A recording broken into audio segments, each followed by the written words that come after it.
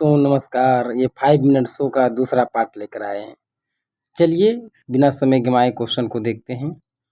क्या कह रहा है कि किस गुरु ने गुरु नानक की जीवनी लिखी थी? तो कौन हो जाएगा? गुरु अर्जुन देव ने लिखा था। किसने लिखा था? गुरु अर्जुन देव ने लिखा था।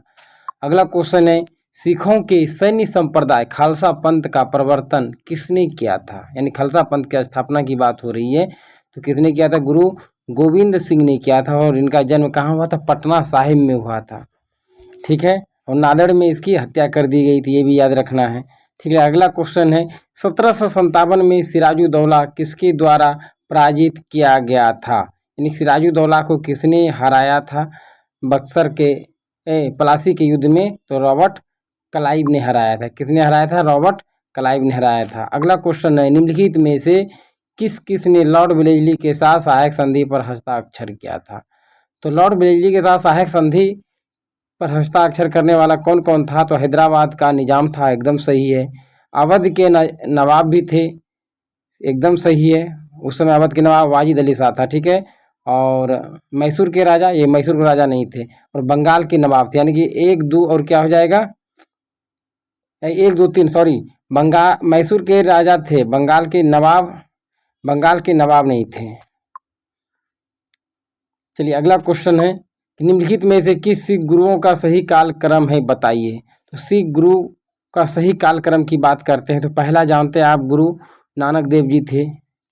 दूसरा अंगद देव थे, लेकिन यहाँ मतलब क्रम के अनुसार सजाना है तो अमरदास के बाद आया रामदास, फिर अर्जुन देव और तेग बहादुर थे। ठीक है, ये सही है।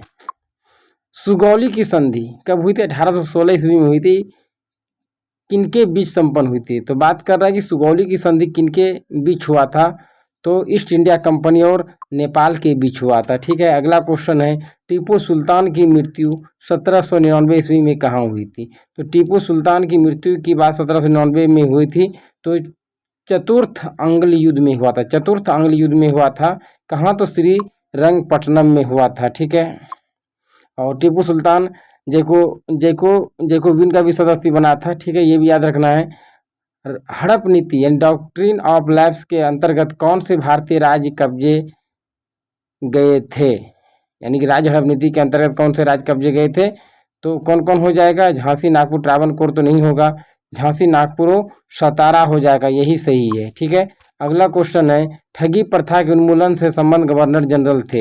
इन ठगी प्रथा का उन्मूलन यानी समाप्त किसने किया था? तो लॉर्ड विलियम बेंटिंग ने किया था ठगी प्रथा को। अगला क्वेश्चन है कि वोडियार डाइस के शासक थे। यानी वोडियार कहाँ के शासक थे?